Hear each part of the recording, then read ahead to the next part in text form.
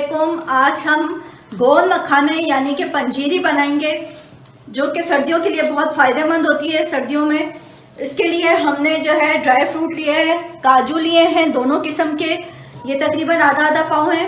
एक पाव हमने अखरोट लिए हैं। एक कटोरी नारियल की थी जिसको हमने बारीक काट लिया है। अखरोट भी इसी तरह हमने तकरीबन ये गिरी जो है वो 1 से 1.5 कप होगी। और पिस्ता लिया है हमने 1 पाव।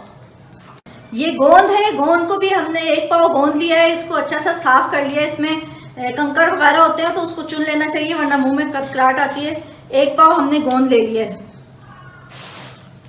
100 ग्राम मखाने हैं इसमें। और हमने ये मूंग की दाल का आटा लिया है जो 1 पाव है। आप लोग माश की दाल का भी ले सकते हैं और सूजी भी ले सकते हैं, जैसे आप लोगों को पसंद हो। मैंने मूंग की दाल का 1 पाव लिया है। इसमें घी जाएगा तकरीबन 1 पाव के करीब जाएगा ये घी। आप देसी भी ले सकते हैं, मैं बनास्पति ले रही हूँ।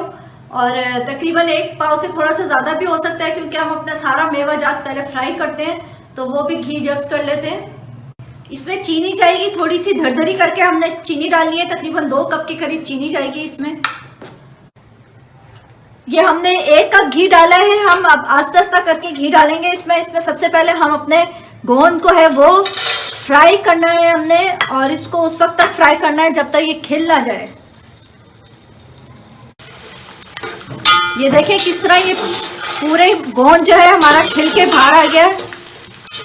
और इसको खिलना इसलिए भी ज़रूरी होता है सारे को कि ये वरना ये कच्चापन जो है दांतों में चिपकता है जाके। इस वक्त जो है ये दांतों में नहीं चिपकेगा। उसके बाद हम अपने मखानों को भूनेंगे इसमें, तो वो थोड़े थोड़े करके डालेंगे, हम बहुत सारे इकट्ठे नहीं डालेंगे। और ये भी अच्छे से खिल के आ जाएंगे। खिल के आने का मतलब मोटे हो जाएंगे अच्छे से। ये हमारे मखाने हो गए थे। अब हम अपने बादाम डाल के इसमें भून रहे हैं और इनको फिर थोड़ा सा हम कूट लेंगे, ताकि ये मोटे मोटे कूट लेंगे ताकि ये सबके मुंह में अच्छे से आए। बड़े बड़े जो हैं वो फिर बहुत बड़े हो जाएंगे। और मैंने मखानों के बारे में आप लोगों को बताना था कि मखानों के भूनने का एक तरीका ये भी है कि आप इसको उठा के दांत के नीचे रखें तो ये दांत में चिपकना नहीं चाहिए, तो इसके भूनने का अंदाज़ा हो जाता है।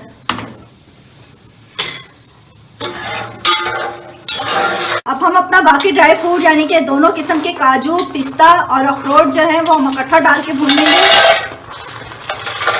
चाहे तो इसको भी मोटा मोटा कूट सकते हैं। ये सब काम हल्की आंच पे किएगा, वरना ये सब चीज़ें जल जाती हैं तो अच्छा नहीं लगता। और जब हम ये भून के निकाल लेंगे तो हमारे पास घी 1 कप इसमें होना चाहिए। इतना घी हम थोड़ा थोड़ा करके और डालते रहेंगे उसमें। फिर 1 कप घी में हम अपने आटे को भूनेंगे।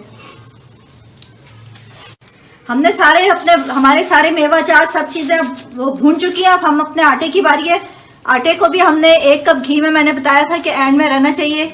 और अगर ये आपका घी जो है वो उसमें कालसी आ जाए तो इसको छन्नी में छान लें पहले, ताकि ये आटे में कालसी ना आए, इसलिए हम इसको छान के पहले यूज़ करेंगे।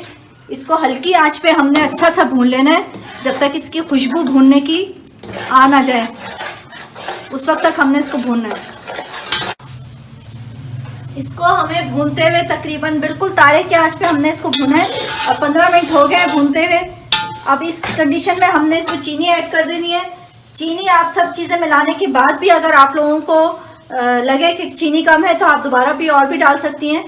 और इसके अलावा अगर मैंने आटा कम यूज़ किया है क्योंकि मेवा ज़्यादा अच्छे हों तो ज़रा मज़ा आता है, तो अगर आप लोग चाहें तो आटा भी इसका बढ़ा सकती हैं। तकरीबन आधा किलो के करीब आप आटा कर सकते हैं। ये जैसी चीनी हमने मिला ली है, इसमें हमने अपने तमाम जो चीज़ें हमने भून के रखी हुई थी, तमाम मेवा जात, गोंद, मखाने, सब चीज़ें वो भी इसमें मिला देने हमने।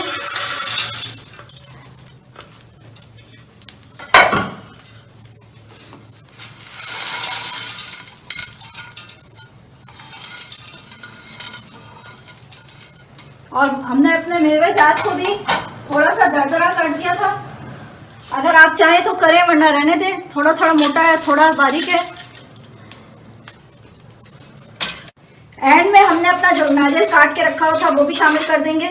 नारियल को हमने नहीं भुना है, हम इसी तरह डालें वरना ये और इसमें घी छोड़ देता है इसका, नारियल अपना।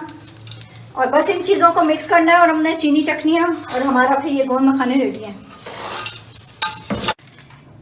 ये इसमें हमने अपनी चीनी हमारी कम लग रही थी, हमने तकरीबन 2 कप चीनी और डाली है, तकरीबन इसमें 3 कप चीनी इसमें जा चुकी है। और हमारे पास ये 100 ग्राम किशमिश है, हम इसमें ये ऐड कर रहे हैं, लेकिन उसके लिए पहले हम चूल्हा बंद कर देंगे और उसको थोड़ा सा ठंडा होने देंगे, वरना ये पिचपिची हो जाएंगी किशमिश। हमने उसके बाद इसमें मिलाना है।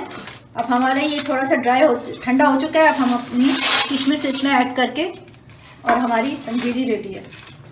जी नाज़रीन, हमारी पंजीरी बिल्कुल रेडी है, गोंद मखाने भी इसको कहा जाता है। और ये सब लोगों को खानी चाहिए, खाली ख़वातीन के लिए ज़रूरी नहीं है, मर्द हों बच्चे हों, सर्दियों में ये बहुत बेहतरीन चीज़ है। और इसको आप बना के एक दफ़ा बंद डब्बे में रख लें तो ये 15 दिन आराम से इसका चलती है। और बस मुझे लाइक कीजिए, सब्सक्राइब करें, दुआओं में याद रखिएगा। अल्लाह हाफ़िज़।